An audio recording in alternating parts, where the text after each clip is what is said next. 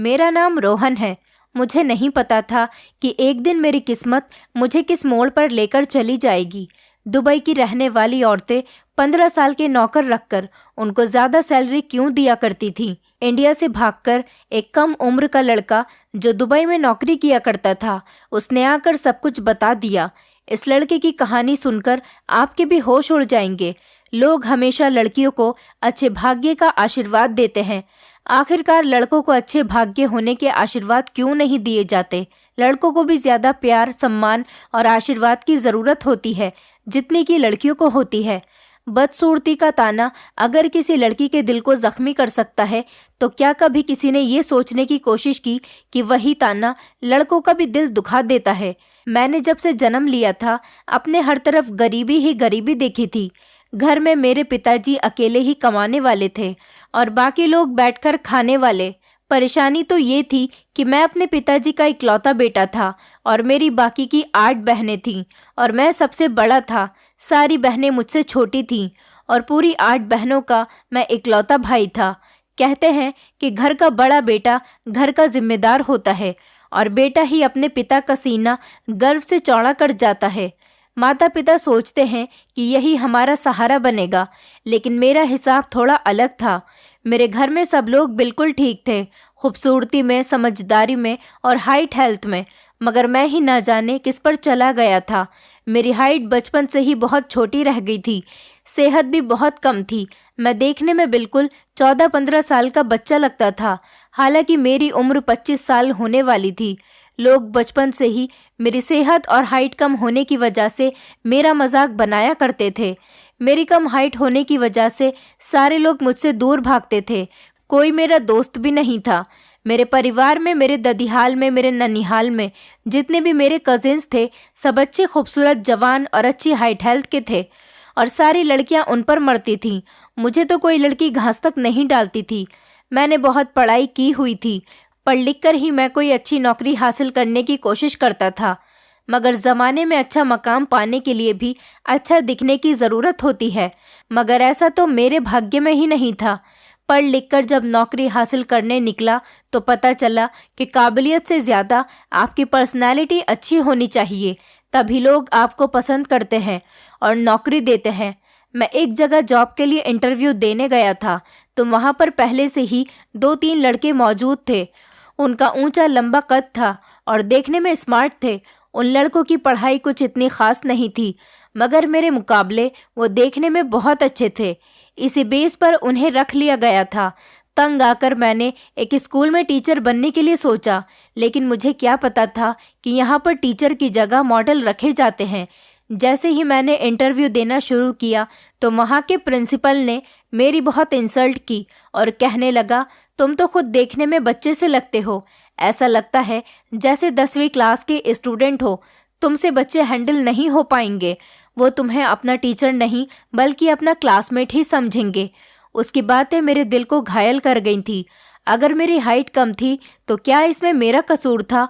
मेरा कद 4 foot 10 inch था, तो मेरी सेहत कहाँ से बनती? गरीब के घर 2 टाइम का खाना बन जाए, यही बहुत बड़ी बात है। वो दूध, अंडे, फल, सब्जियां, ऐसी चीज़ें कहाँ से लाएं? अपने इंसल्ट पर मुझे बहुत रोना आ रहा था। मैं अपनी फाइल में अपना मुंह छुपाकर वहाँ से बाहर निकल आया था और आकर बाहर सड़क के किनारे बैठ गया। सब लोग रास्ते से आ जा रहे थे, लेकिन किसी का ध्यान ज़्यादा मुझ पर नहीं जा रहा था। मैं वहाँ पर बैठकर रो रहा था और रो रो कर अपने दिल को हल्का करना चाहता था। मुझे भगवान से शिकायत होने लगी थी कि उसने मुझे ऐसा क्यों बनाया था। क्या हो जाता अगर वो भी मुझे दूसरे लोगों की तरह अच्छा, स्मार्ट और अच्छी हेल्थ हाइट वाला बना देता, तो मेरी ऐसे इंसल्ट तो नहीं होती। लोग मुझे कहीं भी किसी के भी सामने बेइज्जत कर दिया करते थे। मैं घर में जब अपना मुंह लटका कर जाता था और उनको ये पता चलता था कि मुझे नौकरी नहीं मिली, तो उनका मुंह लटक जाता था और उनकी आंखों में आंसू आ जाते थे, क्योंकि मेरे पिता भी अब बूढ़े हो रहे थे। उनका इकलौता सहारा मैं ही था। मैं अपनी शर्मिंदगी की वजह से अपने पिता से आंखें नहीं मिला पाता था। मैं सड़क के किनारे बैठा हुआ अपनी आंखों पर हाथ रखकर रो रहा था और अपनी किस्मत को बुरी तरह से कोस रहा था, जिसने मेरे भाग्य में सिर्फ आंसू ही लिख दिए थे। लोगों का कहना है कि मर्द रोता नहीं है, मगर लोगों को क्या पता कि मर्द को भी दर्द होता है। वो भी अपनी किस्मत के बुरा होने पर रोता है, लेकिन सबके सामने नहीं रोता। मैं भी छुप छुप कर रो रहा था ताकि मेरी इज्जत रह सके। मैं लोगों के सामने रोकर अपनी फिर से बेइज्जती करवाना नहीं चाहता था। अभी मैं वहां पर बैठा अपने आंसू पोंछ ही रहा था कि मैंने एक आदमी को अपनी तरफ आते हुए देखा। मेरे पास आकर उसने बड़े प्यार भरे शब्दों में पूछा। वो मेरे करीब आकर कहने लगा, क्या हुआ है बेटा, क्यों रो रहे हो? क्या स्कूल के टीचर ने तुम्हारी पिटाई लगाई है या फिर कोई और बात है? वो शायद मुझे स्कूल में पढ़ने वाला बच्चा समझ रहा था। ज्यादातर लोग मुझे बच्चा ही समझा करते थे क्योंकि मेरी हाइट हेल्थ ही ऐसी थी। उसके ऐसा बोलने पर मैं भड़क उठा था और गुस्से से कहने लगा, जी हाँ, मैं 9th क्लास में पढ़ता हूँ और स्कूल के एक टीचर ने मेरी पिटाई लगाई है क्योंकि मेरे पास फीस देने के लिए पैसे नहीं थे। ये बात थी, बस सुन लिया। मैंने अपनी फाइल उठाई और कदम बढ़ाते हुए आगे की तरफ चलने लगा। जो है वो मुझे बच्चा समझ लेता है। क्या मेरी शक्ल इतनी गई गुजरी है कि सब मुझे बच्चा समझ लेते हैं और जिसके जो मुंह में आता है वो कह देता है? ये आदमी मुझे ऐसा भी तो कह सकता था कि क्या हुआ भाई, क्यों परेशान बैठे हो? मैं तो गुस्से में वहां से उठकर चला जा रहा था। तभी अचानक उस आदमी ने मुझे आवाज लगाई और मेरे कदम रुक गए थे। उसने बात ही ऐसी कही थी कि मैं फौरन ही रुक गया था। उसने कहा था कि लो, मुझसे पैसे ले लो, तुम्हें कितने पैसों की जरूरत है, मैं दे देता हूँ। मैंने तो गुस्से में आकर कहा था कि मैं स्कूल में पढ़ने वाला स्टूडेंट हूँ, लेकिन वो तो मेरी बात को सच समझ बैठा था। अब शायद इंसानियत के नाते वो मेरी मदद करना चाह रहा था। मैं पलटकर उससे कुछ कहना चाहता था, मगर उसके बजाय मेरे मुंह से निकल गया कि लगभग 10,000 रुपए की ज़रूरत है। मुझे नहीं पता था कि ये सब मेरे मुंह से कैसे निकल गया था, मगर उस आदमी ने फौरन ही अपने जेब से पर्स निकाला और अपने पर्स से 10,000 रुपए निकालकर मेरे हाथ पर रख दिए और कहने लगा, मेरा घर यहीं से थोड़ी ही आगे है, मैं यहाँ से गुजर रहा था, तुम्हें रोता हुआ देखा तो सोचा कि पूछ लेता हूँ, न जाने ये क्यों रो रहा है।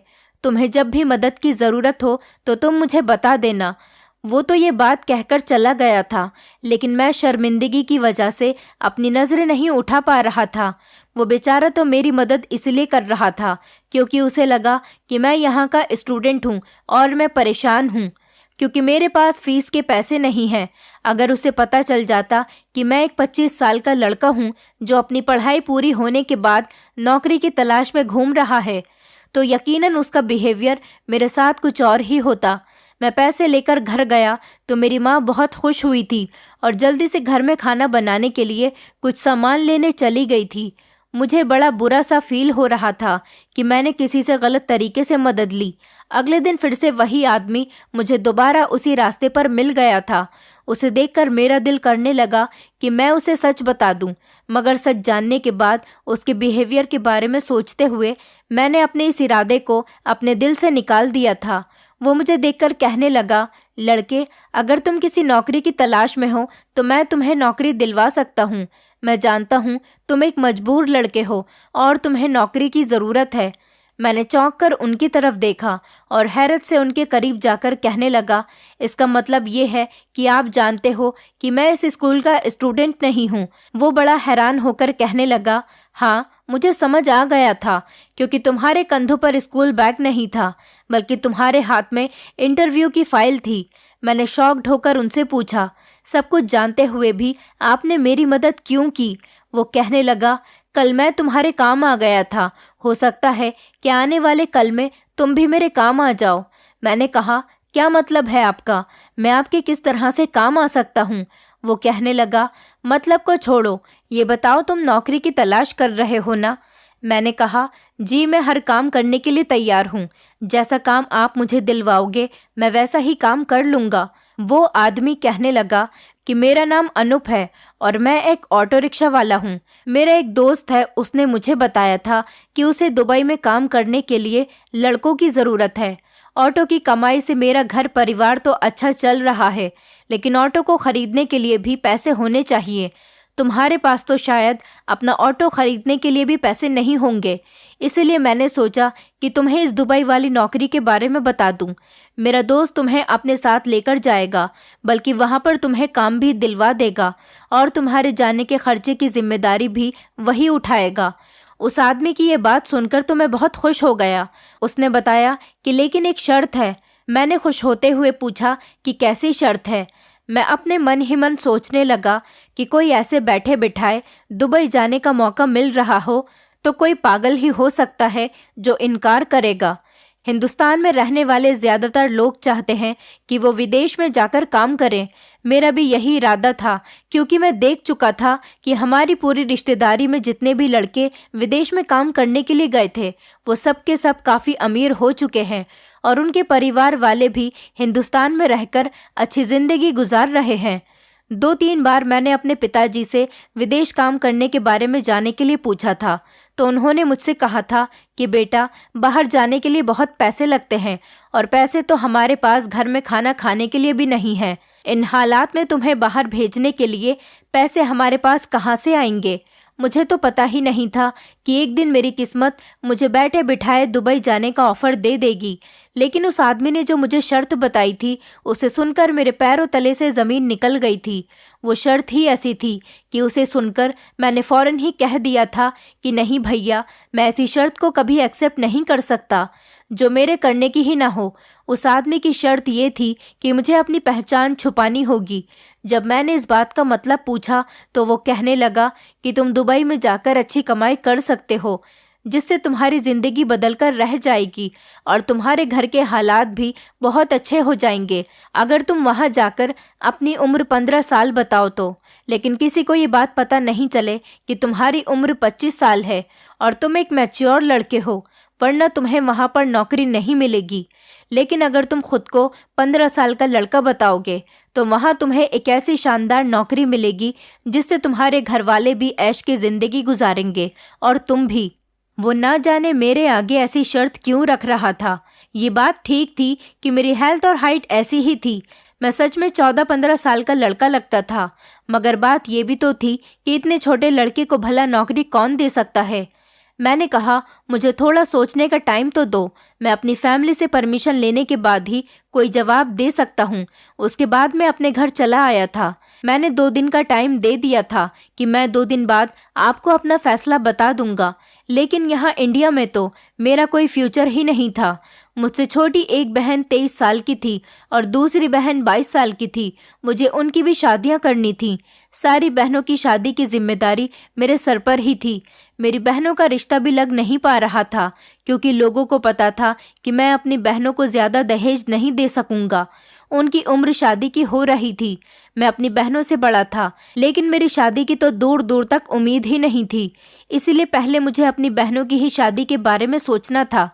घर के हालातों को देखकर मैंने फैसला कर लिया था कि जैसा वो आदमी कह रहा है मैं वैसा ही कर लूँगा। और सुबह जाकर मैंने उस आदमी से कहा कि तुम जो कहोगे वैसा ही होगा।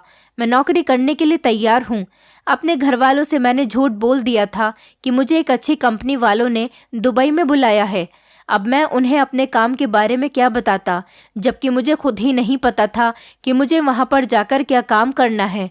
फिलहाल कुछ दिनों बाद मैं दुबई चला गया था। उस आदमी ने कहा था कि तुम्हें वहाँ पर मेरा दोस्त लेने के लिए आ जाएगा और काम की भी सारी डिटेल वही बताएगा।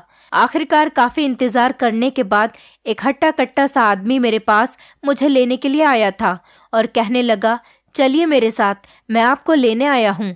मैं बहुत हैरान हो रहा था कि मेरे साथ ये क्या हो रहा है। मुझे नहीं पता था कि मुझे यहाँ पर किस काम के लिए बुलाया गया है और मेरी उस आदमी से पूछने की हिम्मत नहीं हो रही थी, क्योंकि वो शक्ल से ही बहुत सीरियस इंसान लग रहा था। उस आदमी ने मुझे बड़ी सी कार में बैठने के लिए कहा। मैं कार में बैठ गया था और लगभग 1 घंटे के सफ़र के बाद उसने कार को एक बड़े से बंगले के आगे रोक दिया और मेरे हाथ पर एक आईडी कार्ड रख दिया और कहने लगा, तुम अंदर जाकर ये दिखा देना। इसके मुताबिक तुम्हारी उम्र 15 साल है और तुम्हारा नाम मोहित है। और ख़बरदार जो तुमने अपना असली नाम किसी को बताने की कोशिश की, वरना सारी उम्र के लिए यहाँ के लोग तुम्हें जेल में डाल देंगे, चक्की पीसने के लिए। उसकी ये डरावनी सी बात सुनकर मेरे होश उड़ गए थे और मुझे डर लगने लगा था, क्योंकि मेरे लिए ये अनजान देश था और यहाँ पर मेरा कोई अपना भी नहीं था। इसलिए मैं इस आदमी से कुछ नहीं कह सकता था। मुझे ना जाने क्यों ऐसा महसूस होने लगा था कि मैं किसी कैद में आ गया हूँ। वो मुझे अपने साथ लेकर घर के अंदर आ गया था। ये एक दुबई के शेख का घर था, जिसकी पत्नी खूबसूरत कपड़े पहनकर मेरे सामने आ गई थी और मुझे सर से लेकर पैर तक देखने लगी। मुझे इस औरत से डर लग रहा था। देखा जाता तो वो उम्र में मुझे कई साल बड़ी लग रही थी। लगभग वो 35 साल की होगी, लेकिन उस टाइम मुझे थोड़ी एक्टिंग करनी थी ताकि उसे लगे कि मैं 15 साल का एक नाबालिग बच्चा हूँ। वो आदमी जाते जाते मुझसे कहकर गया था कि अब तुम्हें यहीं पर रहना है। तुम्हारा काम बस यही है कि तुम्हें मालकिन के पूरे घर की सफाई करनी है और मालकिन का ख्याल रखना है, और जो मालकिन कहे तुम्हें सिर्फ वही करते रहना है। इसके बदले में तुम इंडिया अपने घर पर 5 लाख रुपए भेज सकोगे। 5 लाख रुपए के बारे में सुनकर मैं तो दंग ही रह गया था। आते ही इतने ज्यादा पैसे, मैंने तो कभी अपने सपने में इतने ज्यादा पैसों के बारे में तक सोचा नहीं था। मैं दुबई की भाषा समझ तो नहीं सकता था, लेकिन कुछ कुछ बोल लेता था। मैंने सोच लिया था कि मैं मोबाइल के जरिए सारी लैंग्वेज सीख जाऊंगा।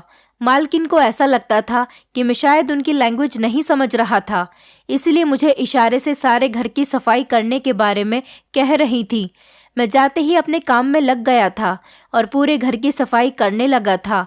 मैं दिल लगाकर अपना काम करता था और मन ही मन सोचने लगा कि इंडिया में बैठे लोगों के लिए बाहर के देश की दुनिया एक फैंटेसी जैसी होती है।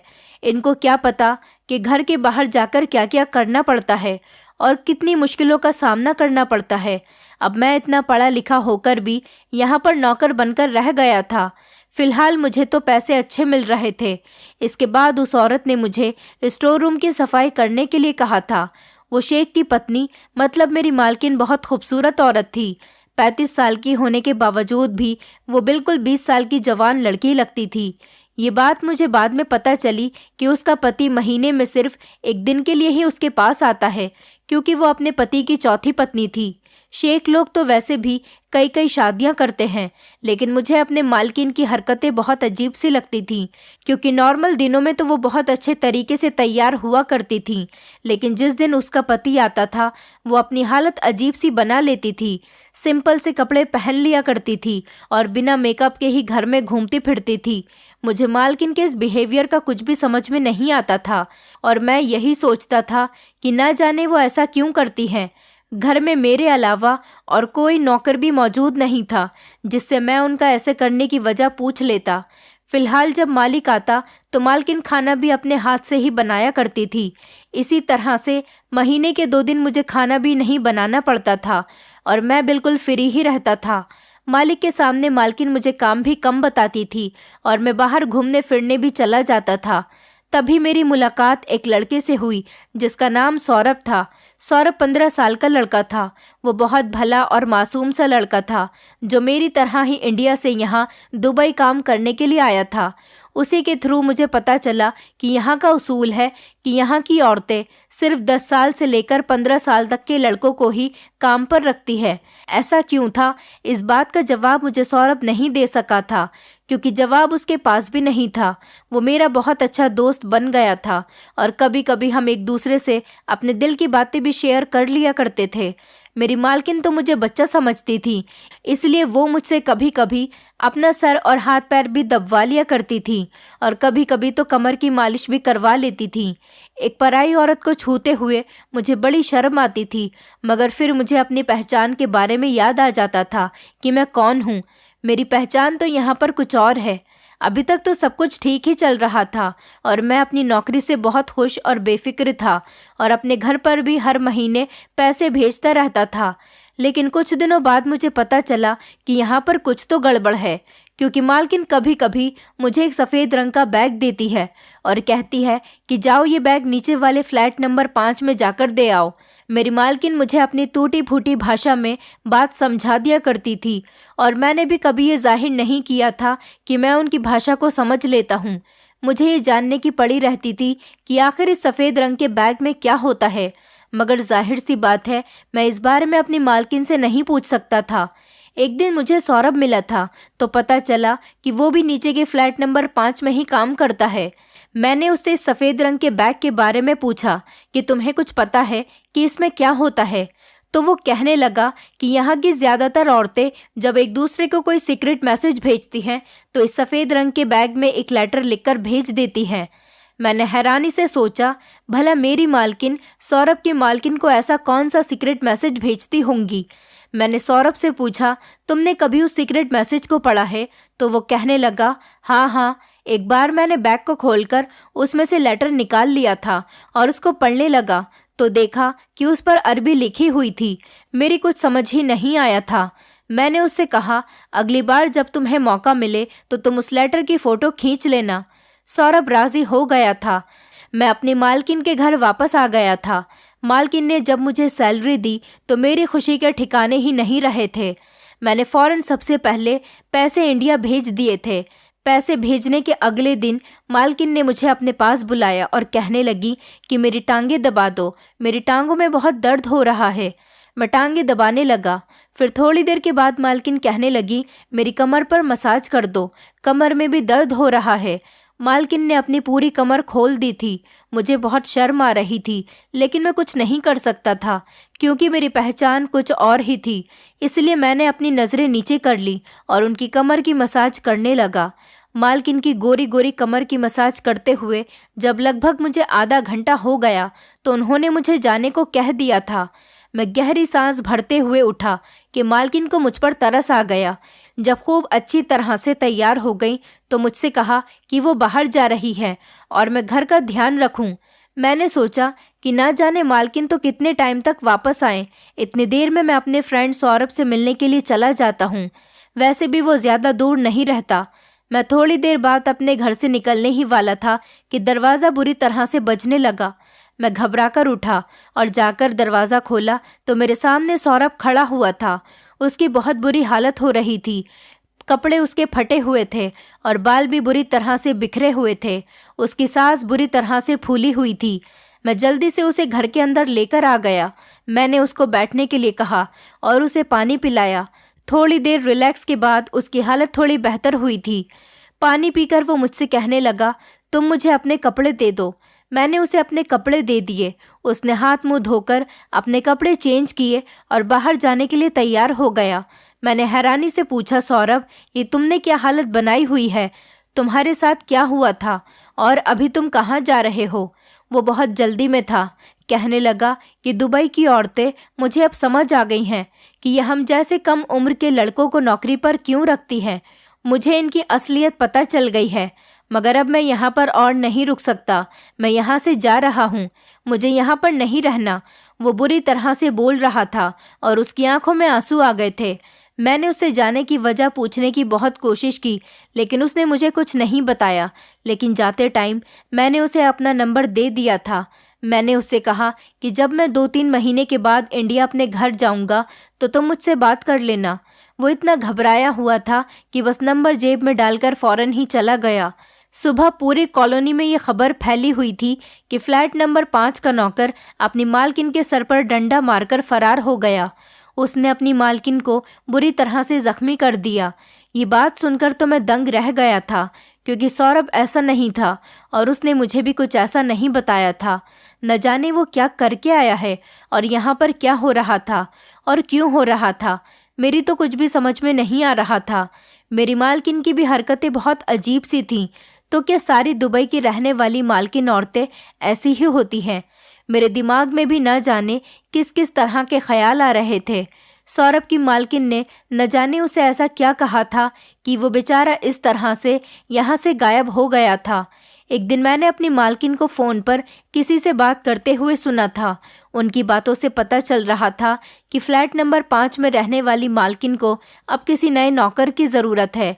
शाम को जब साहब आ गए, मेरी किस्मत बुरी थी या कुछ और। साहब अपनी पत्नी को अपने साथ घुमाने के लिए कहीं दूर लेकर जाना चाहते थे। उनका ट्रिप लगभग 1 हफ्ते का था। अब मेरा भी घर पर कोई काम नहीं था, इसलिए मालकिन कहने लगी, अगर तुम चाहो तो तुम भी हमारे साथ चल सकते हो। लेकिन मेरे मालिक को ये बात बहुत बुरी लगी थी कि एक नौकर को क्यों हम अपने साथ लेकर जाएंगे। वो कहने लगे कि कोई ज़रूरत नहीं इसको साथ ले जाने की, इसको यहीं पर ही रहने दो। मगर मालकिन जाते जाते मुझसे कहने लगी कि तुम ऐसा करो, फ्लैट नंबर 5 में चले जाओ, उनकी मालकिन को नए नौकर की ज़रूरत है। जब तक हम घर पर नहीं आते तब तक तुम उनके साथ रहो और उनके घर का काम करो। मैं जाना तो नहीं चाहता था मगर मजबूर था। मैं जाते हुए बहुत डर रहा था कि वहाँ सौरभ के साथ पता नहीं क्या हुआ होगा, जो वो बेचारा यहाँ से भाग गया। मैं फ्लैट नंबर 5 वाले घर में चला गया था। इस घर की मालकिन की उम्र लगभग 45 साल की लग रही थी और वो शक्ल से बस नॉर्मल से ही थी, ज़्यादा खास नहीं थी। वो औरत मुझे देखते ही कहने लगी, आज के दिन तुम मेरे मेहमान हो, आज का दिन मेरे लिए बहुत स्पेशल है। कल से तुम अपने काम पर लग जाना। आज तुम्हें मेरे साथ टाइम स्पेंड करना है। आज तुम्हें मेरे साथ टाइम स्पेंड करना है। मैं डरते डरते उनके लिए खाना लगाने लगा। वो बहुत अजीब तरह की औरत थी।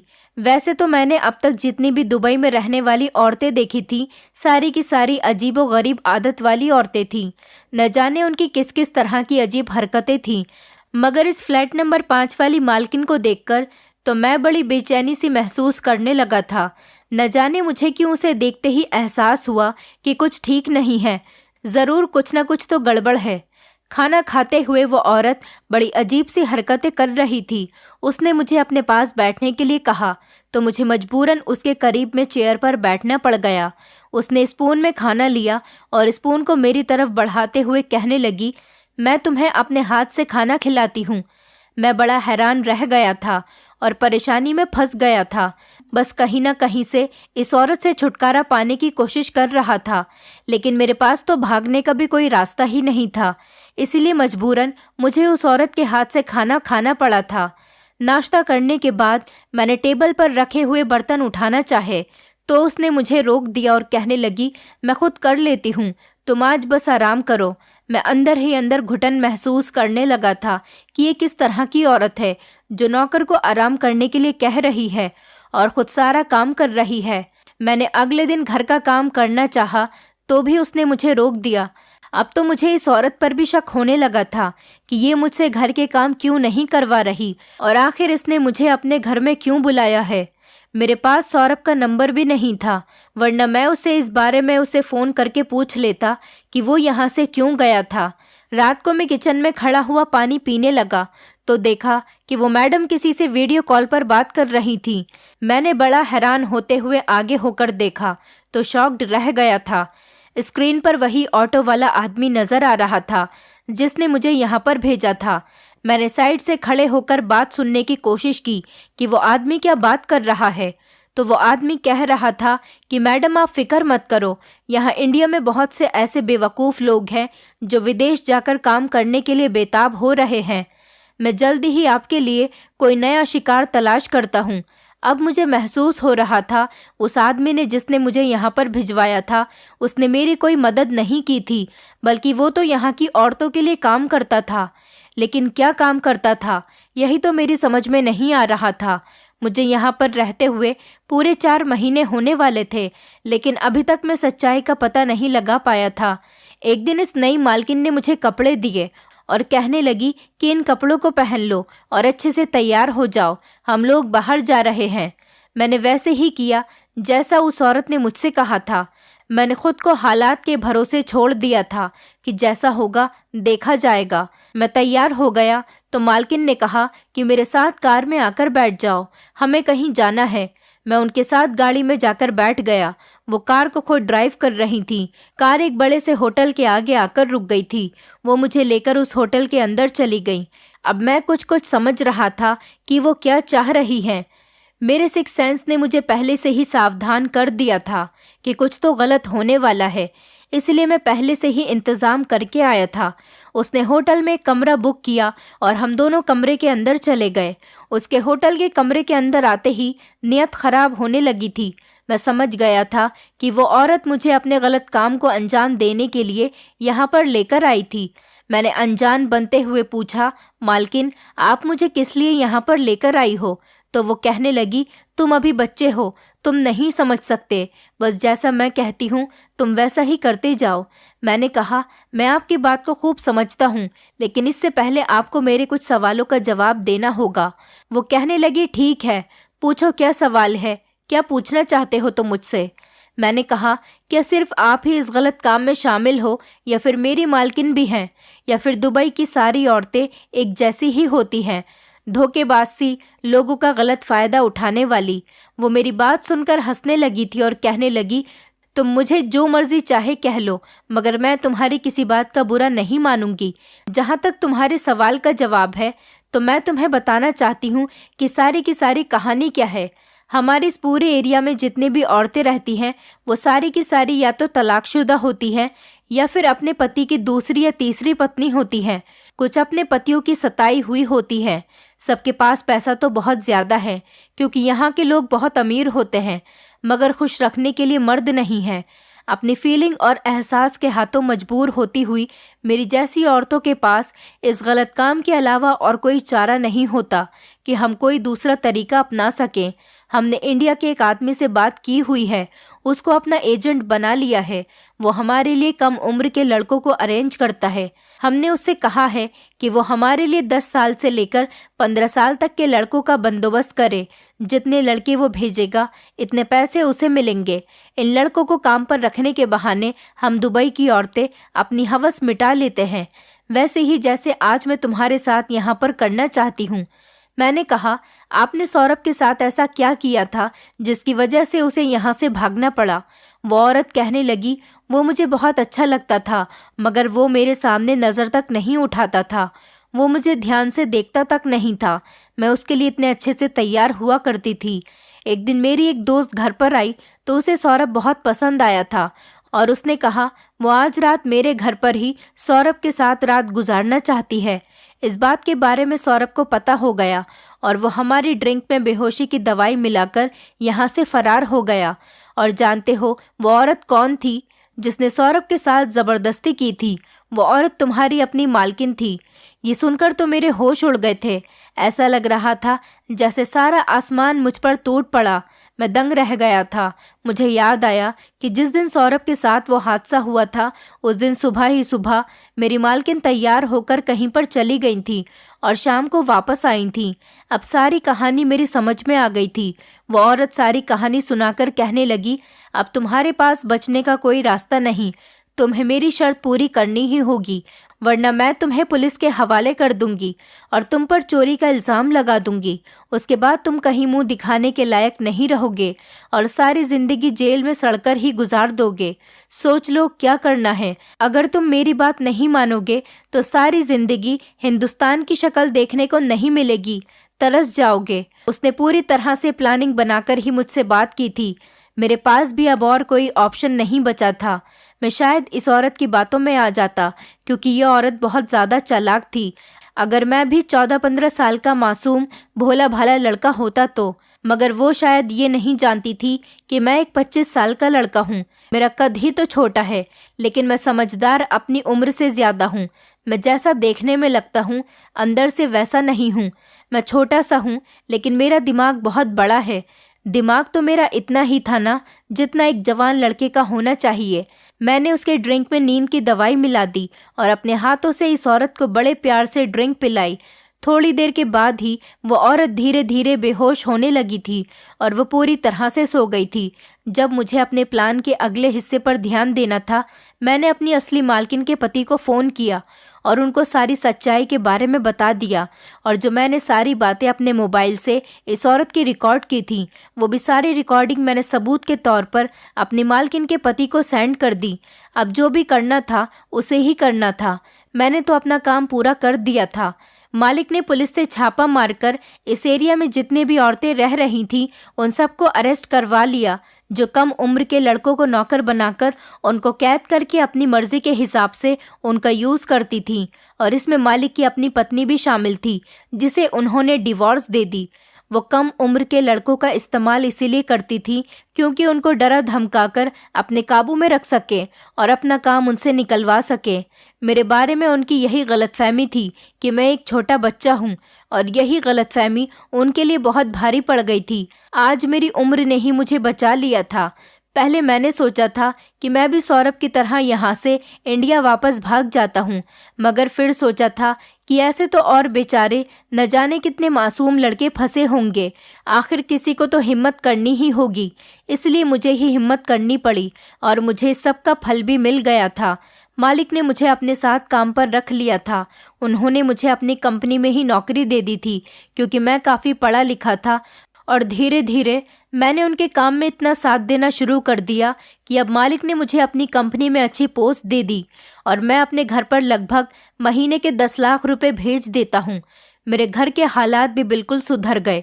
मैंने सोचा कि अब मैं यहीं पर रहूँगा और अपने घर वालों का फ्यूचर देखूँगा।